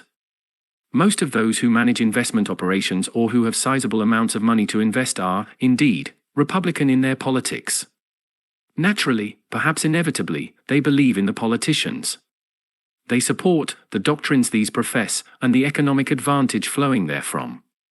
It is especially easy for those seemingly so blessed to be persuaded of the new and approximately infinite opportunities for enrichment inherent in a Republican age under a Republican regime. So in 1929, so again before the crash in 1987. All so vulnerable and all so affected, whatever their politics, should be warned. The first manifestation of the euphoric mood of the 1920s was seen not on Wall Street, but in Florida, the great Florida real estate boom of the middle of that decade. Present, apart from the optimism engendered by Coolidge and Mellon, was the undoubted attraction of the Florida climate to many, in its contrast with that of New York or Chicago, a shining discovery. And present also was leverage. Lots could be purchased for a cash payment of around 10%. Each wave of purchases then justified itself and stimulated the next. As the speculation got fully underway in 1924 and 1925, prices could be expected to double in a matter of weeks. Who need worry about a debt that would so quickly be extinguished? There were other compelling forces. Choice beachfront lots could, by a flexible approach to mensuration, be 10 or 15 miles from the water. The noted Charles Ponzi of Boston, whose name is durably associated with investment operations that paid handsome dividends to earlier investors from the money coming in from later ones, had turned now to the real estate business. He developed a subdivision said to be near Jacksonville. It was approximately 65 miles away. The momentum continued, such was the pressure on the serving railroads that they were forced to embargo unnecessary freight, including the building materials useful for the construction boom. In 1926 came the inevitable collapse. The supply of new buyers needed to sustain the upward thrust dried up. There was a futile rush to get out. External and not wholly implausible explanation were available. Not the built-in culminating end of speculation, but two especially. Vicious hurricanes from the Caribbean in the autumn of 1926 were held to be at fault. Thousands were, indeed, left homeless. The responsibility for the debacle was thus shifted from man and his capacity for financial delusion to God and the weather. Also, if slightly, to misguided charitable enterprises in response to the wind. An official of the Seaboard Air Line was quoted in the Wall Street Journal as expressing the fear that the solicitation of Red Cross funds for hurricane relief would do more damage permanently to Florida than would be offset by the funds received. In 1925, bank clearings in Miami were $1,066,528,000. In 1928, they were down to $143,364,000. By 1928, the speculative mood and mania had shifted to the far less equable climate of Lower Manhattan. Prices of common stock on the New York Stock Exchange had begun rising in 1924. The increase continued in 1925, suffered some setback in 1926, possibly in sympathetic reaction to the collapse of the Florida land boom, rose again in 1927, and, as it may properly be said, took clear leave of reality in 1928 and particularly in 1929. In the spring of 1929, there was a mild break. The Federal Reserve Board, departing very slightly from its then unexampled timidity and accepted incompetence, announced that it might tighten interest rates to arrest the boom, and the market receded a bit. The action of the central bank was seen as an exercise in economic sabotage. Charles E. Mitchell, head of as it then was the National City Bank, and himself riding the upward wave, stepped in to counter the threat. "We feel," he said of his bank in a statement of nearly unparalleled arrogance, "that we have an obligation, which is paramount to any Federal Reserve warning, or anything else, to avert any dangerous crisis in the money market. The National City Bank would lend money as necessary to offset any restraint by the Federal Reserve. The effect was more than satisfactory. The market took off again. In the 3 summer months, the increase in prices outran all of the quite impressive increase that had occurred during the entire previous year. By now the wholly predictable and more than adequately identified features of the great speculative episode were again present and evident. Prices were going up because private investors or institutions and their advisors were persuaded that they were going up more, and this persuasion then produced the increase. Leverage was magnificently available, indeed a special marvel of the time. In its most commonplace form, it allowed the purchase of stock on a 10% margin, 10% from the aspiring owner, 90% from the obliging lender. It wasn't cheap, by that sum the borrower paid at the then incredible interest rates of from 7 to 12% and once as high as 15%. The closed-end investment. Trusts of United Founders Corporation, Goldman Sachs, and many other similar enterprises were especially celebrated for their genius in discovering and using leverage. The United Founders Group, tracing back to an original promotion in 1921, founded and was rescued with a $500 infusion of capital from a friend. It then borrowed money and sold securities to finance investment in other securities for an eventual total of around $1 billion. This asset's worth $1 billion from an original investment of $500 could have been the most notable exercise of leverage of all time, those Michigan banks and the notes leveraged against the 10-penny nails possibly accepted. As dramatic was the leveraged extravaganza sponsored by Goldman Sachs. The Goldman Sachs Trading Corporation was launched by Goldman Sachs in late 1928 with the sole purpose of holding and speculating in common stocks. The first stock offering was modest $100,000,000, which went, as noted, to buy other securities. The following summer the Trading Corporation launched the Shenandoah Corporation, selling its stock and preferred stock to the public but retaining ultimate common stock control in its own hands. The purpose of Shenandoah, also, was to buy and hold common stock. All gains in the value of the stock so held accrued to the holders of the common stock, including, notably, the Trading Corporation and not to those of the fixed return preferred. Then Shenandoah launched the Blue Ridge Corporation, repeating the process. The leveraged increase in the value of the Blue Ridge common stock accrued to the common stock holdings of Shenandoah. These values, in turn, were reflected in yet greater magnitude to the holdings of the Trading Corporation.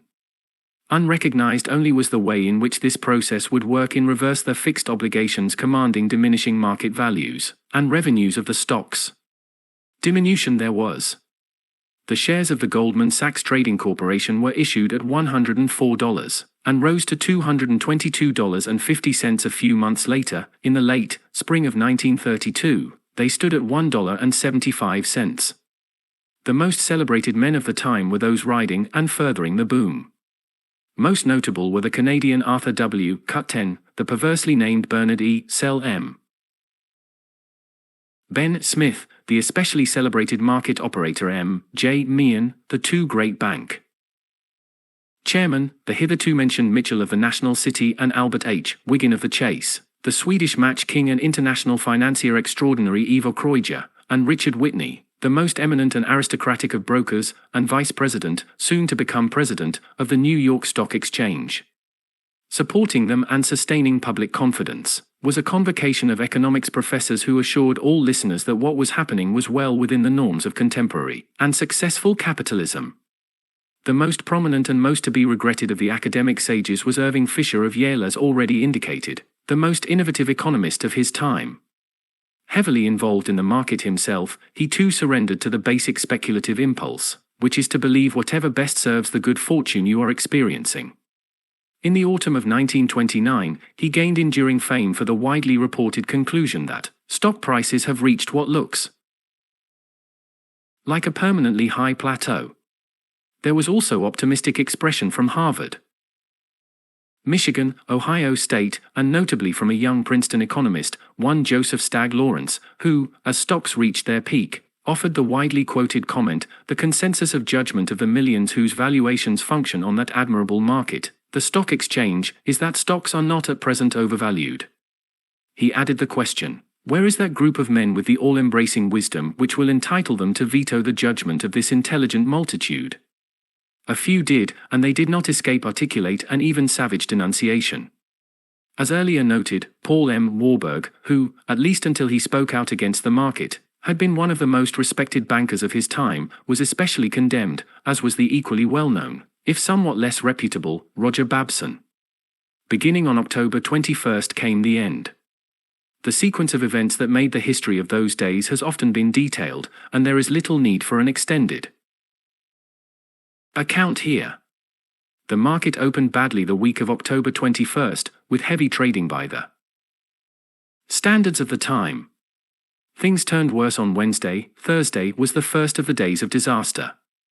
Prices dropped seemingly without limit that morning. The ticker, as had been the case on Monday, ran well behind the trading.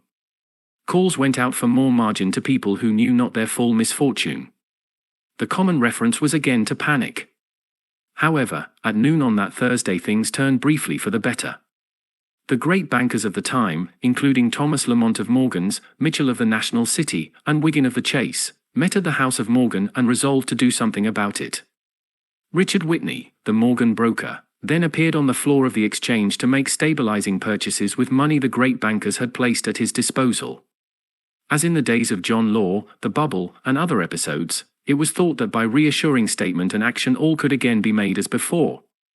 Alas, and predictably, the confidence evaporated over the weekend. There was heavy selling on Monday. Tuesday, October 29th, was, until that time, the most devastating day in the history of the exchange. Nothing now arrested the rush to sell or the likelihood of being sold out. Things were not helped by the rumor that the great bankers were themselves getting out, which may well have been the case. In succeeding weeks, Mondays being particularly bad days, the market went on down. How little, it will perhaps be agreed, was either original or otherwise remarkable about this history. Prices driven up by the expectation that they would go up, the expectation realized by the resulting purchases. Then the inevitable reversal of these expectations because of some seemingly damaging event or development, or perhaps merely because the supply of intellectually vulnerable buyers was exhausted. Whatever the reason, and it is unimportant, the absolute certainty, as earlier observed, is that this world ends not with a whimper but with a bang. In the aftermath of the crash, there were two other predictable developments. John Law, living out his last and dismal years in Venice, may have been more fortunate in his fate than the great financial wizards of the 1920s. Charles Mitchell and Albert Wiggin were both peremptorily sacked. Mitchell, deeply involved in the market, spent much of the next decade in court defending himself against income tax evasion charges. He had unloaded his depreciated stock on his possibly unsuspecting wife and taken a major capital loss deduction. On the criminal charges he eventually won acquittal, but he faced heavy civil charges and payments. Wiggin, also a large operator and heavily short in the stock of his own bank, was denied his pension. Cut 10, Meehan, and Sel M. Ben Smith were called before congressional committees. Cut 10 suffered from acute amnesia. Meehan, when summoned, absent-mindedly went abroad but soon came back and apologized. Richard Whitney went to Sing Sing for embezzlement. In Paris in 1932, Ivo Kreuger, once a world-class financier, promoter, and speculator and now established as a major larcenist, went out one day, bought a pistol, and shot himself. Along with much else, he had been discovered to have counterfeited Italian government bonds, an undue manifestation of the freedom of the press. Irving Fisher lost millions and was rescued in a modest way by Yale. Two giants of the time, Joseph P. Kennedy and Bernard Baruch, were to share the rewards and lasting esteem that came from having gotten out early.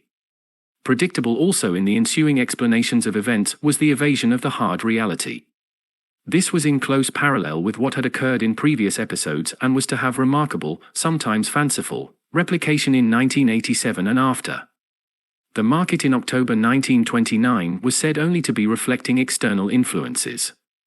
During the previous summer there had been, it was belatedly discovered, a weakening in industrial production and other of the few currently available economic indices. To these the market, in its rational way, had responded. Not at fault were the speculation and its inevitable aftermath, rather, it was those deeper, wholly external influences. Professional economists were especially cooperative in advancing and defending this illusion. A few, when dealing with the history, still are. They were not, however, completely persuasive. Some steps were taken: the creation of the Securities and Exchange Commission, restraints on holding company pyramiding, which had been particularly great in electric utilities, the control of margin requirements, and these were not without value. But, as ever, the attention was on the instruments of speculation. Nothing was said or done or, in fact, could be done about the decisive factor: the tendency to speculation itself. The crash in 1929, however, did have one therapeutic effect: it, somewhat exceptionally, lingered in the financial memory. For the next quarter of a century, securities markets were generally orderly and dull. Although this mood lasted longer than usual, financial history was not at an end. The commitment to Schumpeter's mania was soon to be reasserted. Chapter 7: October Redux. Let it be emphasized once more, and especially to anyone inclined to a personally rewarding skepticism in these matters, for practical purposes, the financial memory should be assumed to last, at a maximum, no more than 20 years. This is normally the time it takes for the recollection of one disaster to be erased, and for some variant on previous dementia to come forward to capture the financial mind. It is also the time generally required for a new generation to enter the scene, impressed, as had been its predecessors, with its own innovative genius. Thus impressed, it becomes bemused by the two further influences operating in this world that are greatly seductive of error. The first, as sufficiently noted, is the ease with which any individual, on becoming affluent, attributes his good fortune to his own superior acumen. And there is the companion tendency of the many who live in more modest circumstances to presume an exceptional mental aptitude in those who, however, evanescently, are identified with wealth. Only in the financial world is there such an efficient design for concealing what, with the passage of time, will be revealed as self and general delusion. There are, however, exceptions to any rule. While the 20-year cycle from illusion to disillusion and back to illusion had a superb regularity in the United States in the last century, some of the more violent episodes of irrationality, those of John Law, the South Sea Bubble, and the crash of 1929 being examples, did remain more vividly in the financial as well as the general public memory. The result was a somewhat longer period of doubt, caution, and comparative sanity. The crash of 1929 ushered in the dismal years of the Great Depression, for which, indeed, the stock market debacle should rightly be held sharply responsible. In the weeks that immediately followed, demand for a wide range of consumers' goods weakened, business confidence was shaken, and, as a direct manifestation, business investment fell. And business failures rose.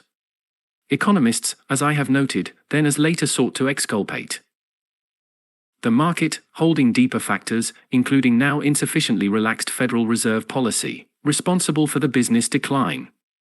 This was evasion bordering on nonsense.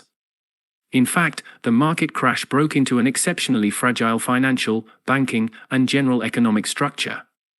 There can be no plausible doubt that it had a substantial and ultimately devastating economic effect. By the mid-1950s, however, Americans were ceasing to regard the stock market with the misgiving, the sense that it was somehow designed for their expropriation. That was the attitude in the aftermath of the 1929 crash. In 1954 and 1955, a quarter of a century after the terrible October days, there was a modest boom. Later in that decade and throughout the 1960s, there were further speculative upsurges and ensuing breaks. These were years of good, frequently brilliant, performance by the American and other industrial economies, low unemployment, steady and ample economic growth, and low rates of inflation. Reflecting the accompanying optimism, youthful market operators, notably the go-go boys of the 1960s, were believed by others and, as ever, by themselves to have a new and highly innovative approach to investment opportunities. Relatively mild setbacks from time to time, principally in 1962 and 1969, at least partially corrected this error. The most notable manifestation of the new speculative mood, while under markedly American auspices, was to occur in Switzerland, with an outreach over Europe and down into South America. Investors Overseas Services, loss, was the brainchild, some would say brainstorm, of an indubitably energetic group of young men led by Bernard Kornfeld, and Edward Cowart, the first a former social worker, the second an unquestionably accomplished lawyer.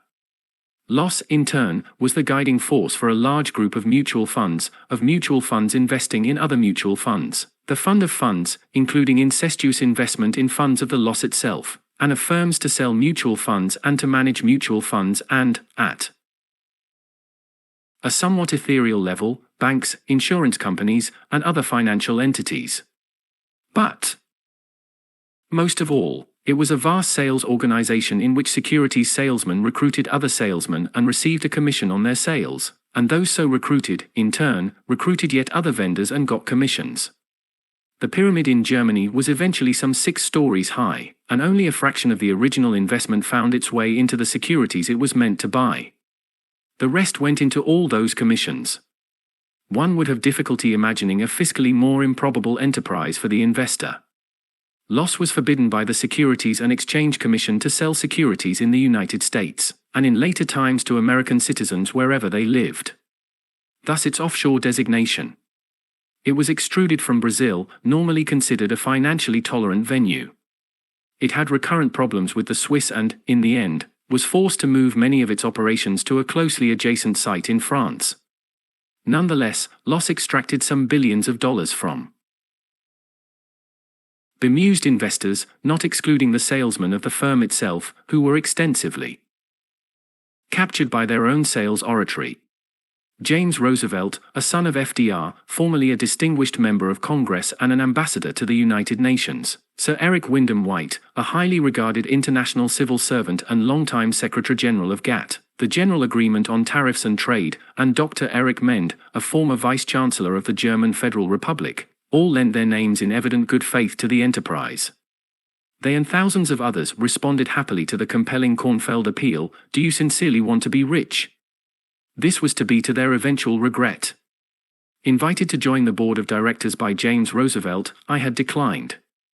I had a general rule against serving on corporate boards, and it had been powerfully reinforced in this case by more specific misgivings emerging from both the comments of Swiss bankers of my acquaintance, and my own knowledge of the perils of such enterprises. To have so served would, one cannot doubt, have had certain adverse effects on my economic reputation. Readers would have been spared this treatise. In 1969, declining sales and securities prices worked their way back through the sales organization with highly leveraged reverse effect. Desperate efforts to hold up values by inside purchase failed, as was inevitable given the flooding disenchantment. Kornfeld was persuaded, it seems unfortunately, to yield the substantial remaining assets to Robert Vesco. Such is the latter's financial reputation that he has wisely avoided American residence ever since. Bernard Kornfeld himself was not charged with any criminal activity, although later, in consequence, it would seem, of an unwise passage through Switzerland, he was detained for some weeks in a Swiss jail. It is difficult to believe that he was guilty of anything beyond his own misguided energy and ambition. The guilt lies, as always, with those who sought so eagerly and by such a transparent device to be so separated from their money. In these years there were also the enthusiastic reception given the real estate investment trusts, the rights, and, as time passed, the self-congratulatory enthusiasm of the large international bank Citibank, manufacturers Hanover, Continental Illinois, and others as they received the sizable deposits of the OPEC oil-producing countries and sent them on in the form of loans to Mexico, Brazil, Argentina, Poland, and other eager recipients. This recycling, as it was called, was considered innovative and imaginative at the time as well as an operation at the highest level of financial respectability. Its legacy, so sadly apparent since, was either default or an oppressive burden of debt for the countries so favored, a burden gravely threatening their living standards and the stability of their governments. Some, perhaps much, of the borrowed money was further recycled, without local benefit, to Switzerland or back to New York. It is not certain that the bankers responsible, protected by that high repute that goes with association with great assets, have ever themselves fully realized their error. the more limited episodes of the 1960s and 1970s, and their unhappy consequences sufficiently established that financial aberration was still the norm.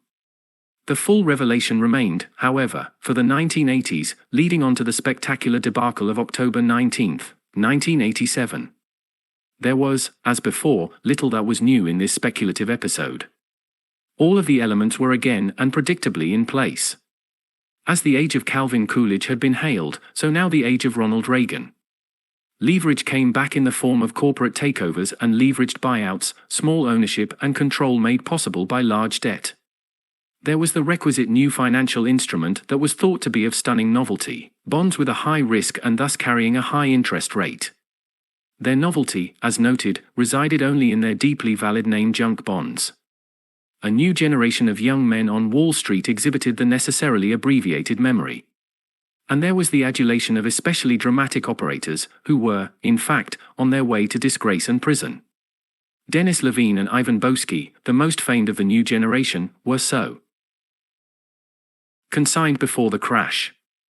Michael Milken and Drexel Burnham Lambert, the principal promoters of the substitution of junk bonds for equity, also encountered difficult days in the aftermath. Mr. Milken fell afoul of the securities regulation laws, and Drexel Burnham, after rewarding its executives' times for earlier achievement, suffered a spectacular descent into bankruptcy. Here, from Fortune, a far from radical source, is its conclusion on the latter deviation: did Drexel do itself in? Or was it done in? The truth is that this was a case of suicide and murder. So potent had the firm become that employees truly believed they could do whatever they wanted without fear of retribution. That's why they could threaten Fortune 500 corporations with takeovers and never expect political retaliation. And that's why they could leverage themselves and their clients to the hilt without preparing for the day debt would go out of fashion. Says a former officer, "You see, we thought, we are invulnerable." If they had been intellectually sensitive and acute, neither Mr. Milken nor his corporate associates would have accepted the risk of enduring personal and public disgrace. Money once again misled. That the crash of 1987 and its results were predictable, well in the established pattern, I can avow, for, as I have earlier noted, I ventured the relevant prediction. In early 1987, I dealt with it and the parallels with 1929 in the Atlantic and spoke of a day of reckoning, when the market goes down seemingly without limit, adding reference to a truth here more than sufficiently celebrated. Then will be rediscovered the oldest rule of Wall Street: financial genius is before the fall. I also suggested in the article, however, that the crash, when it came, would be less devastating in its economic effect than that of 1929. Here there had been change. A welfare system, farm income supports in what was no longer a predominantly agricultural economy, trade union support to wages, deposit insurance for banks, and similarly for the S&LS, and a broad Keynesian commitment by the government to sustain economic activity, things all absent after the 1929 crash had lent a resilience to the economy. There was, in consequence, a lessened vulnerability to serious and prolonged depression. The aftermath of the 1987 debacle saw an especially notable exercise in evasion even by the formidable standards of the past. The first response came from a convocation of former secretaries of the Treasury, professional public spokesmen, and chief executive officers of major corporations.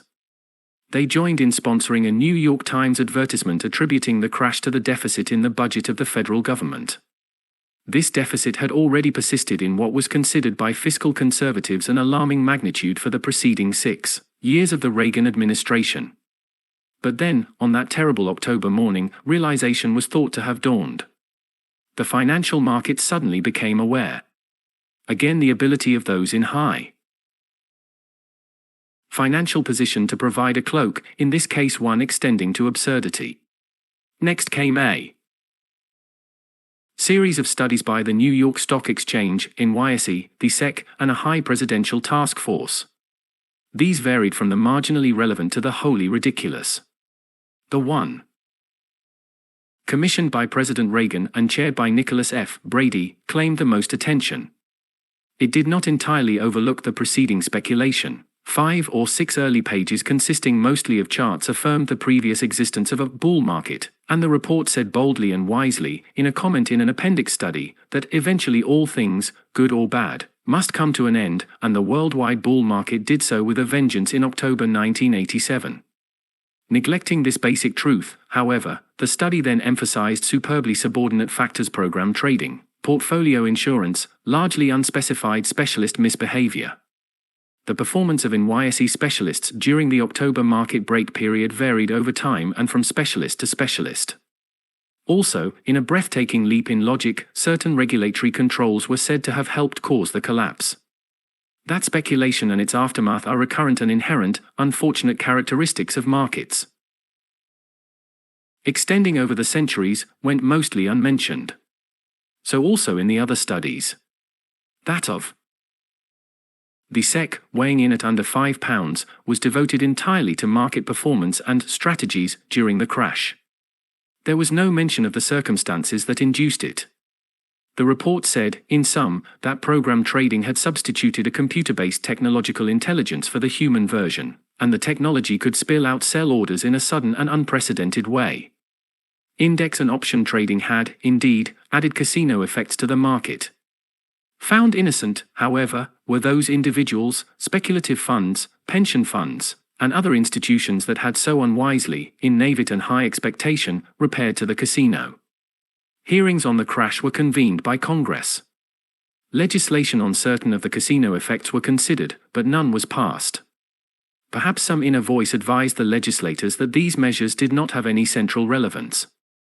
The recurrent and sadly erroneous belief that effortless enrichment is an entitlement associated with what is thought to be exceptional financial perspicacity and wisdom is not something that yields to legislative remedy. Of the history and its compelling element of surprise there is no end, nor has it any defined geographical limits. In March 1990, Japanese stocks took a large and wholly unexpected dive. Major stock indices on the Tokyo market went down by nearly a quarter. Japanese ingenuity was, however, to come into play. A leading investment house concerned with Japan reported that there was talk of changing the accounting rules, so that an institution that loses money in stocks can keep that fact confidential. A Washington Post dispatch told of what had been previously expected. It has been a matter of received wisdom that the Japanese stock market, manipulated by the government and big investment houses, can only go up, generating funds for the nation's export assaults overseas. In the last months, as this is written, word has come from Canada of collapse in the highly leveraged operations of Mr. Robert Campo. These had put the continent's greatest retail houses under the burden of crushing debt. There was question as to whether they had enough money to buy the merchandise they needed to sell. Until the day of reckoning, few asked what this far from distinguished Canadian real estate operator, product of what has been called a rollercoaster career, could do for, say, Bloomingdale's. A sometime observer, New York retailing consultant Howard Davidowitz, said of him in Maclean's magazine that he was the guy at the head of the table who was pounding his fist and yelling, "Do the damn deal." No one could have stopped him. Not a distinguished qualification. Fortune again captured the essence, the biggest looniest deal ever. How the wacky Robert Campo and his fee-hungry bankers concocted a huge takeover that promptly went bust. The bankers in question were, it need hardly be noted, among the most reputable on the North American continent. So were those who backed the glittering architecture of Mr. Donald Trump and his not greatly less extravagant adventure into aviation. A word of sympathy should be offered. Mr. Campo and Mr. Trump.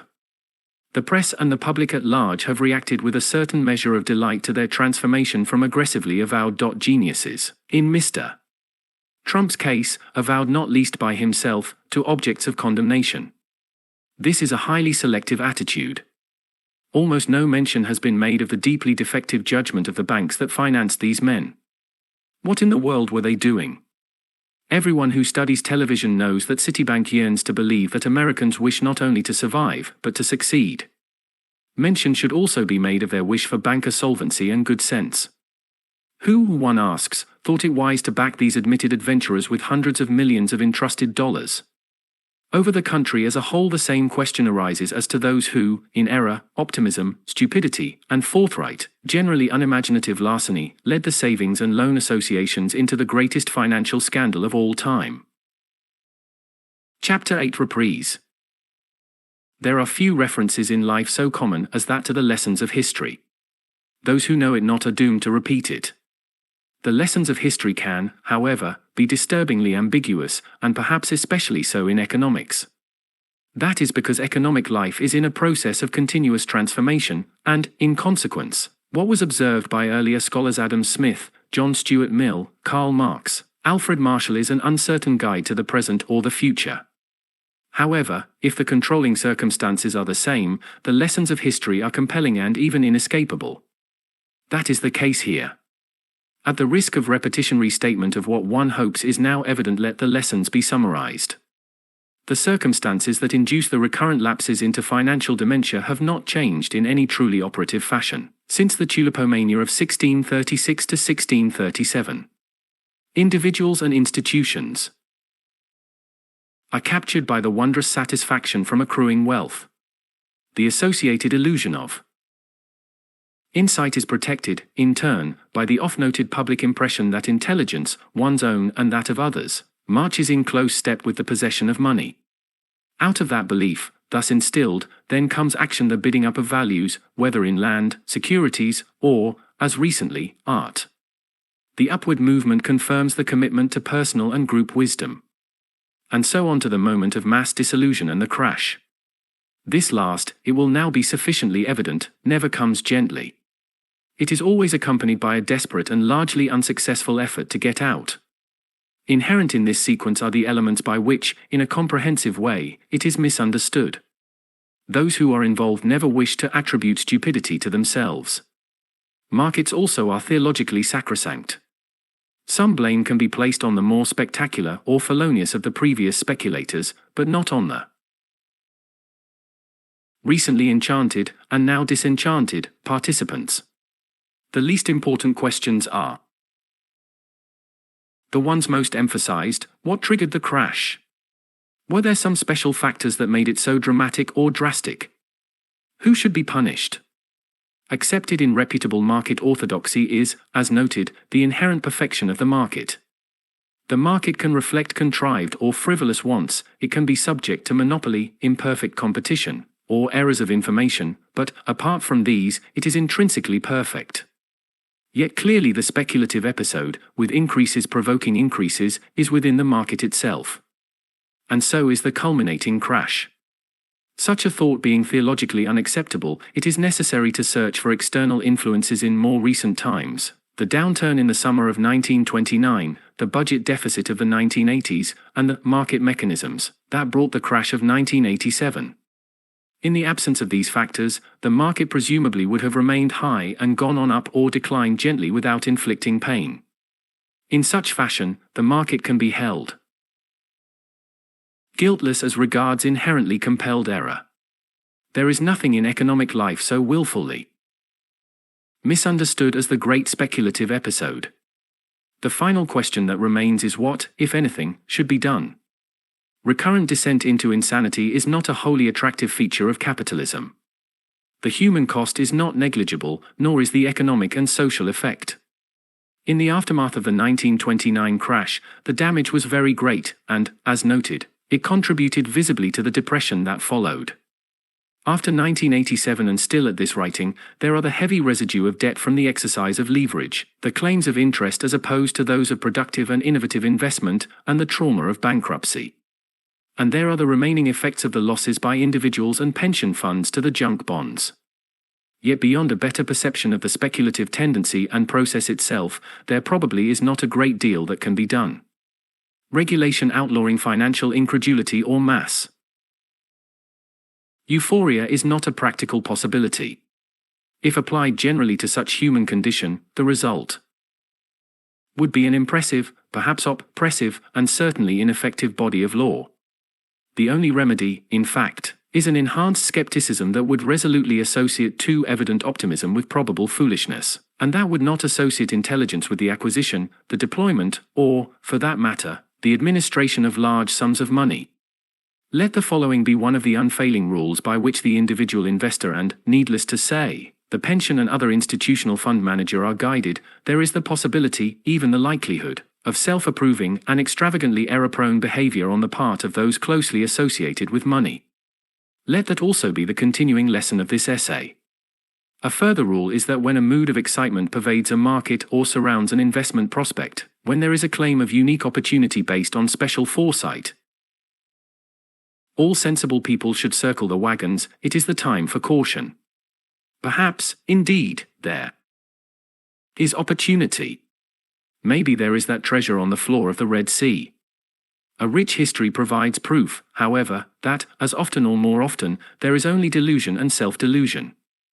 No one concluding an essay such as this can expect to escape the questions: when will come the next great speculative episode, and in what venue will it recur? Real estate, securities markets, art, antique automobiles. To these there are no answers. No one knows, and anyone who presumes to answer does not know he doesn't know. But one thing is certain: there will be another of these episodes, and yet more beyond. Fools, as it has long been said, are indeed separated, soon or eventually, from their money. So, alas, are those who, responding to a general mood of optimism, are captured by a sense of their own financial acumen. Thus it has been for centuries, thus in the long future it will also be.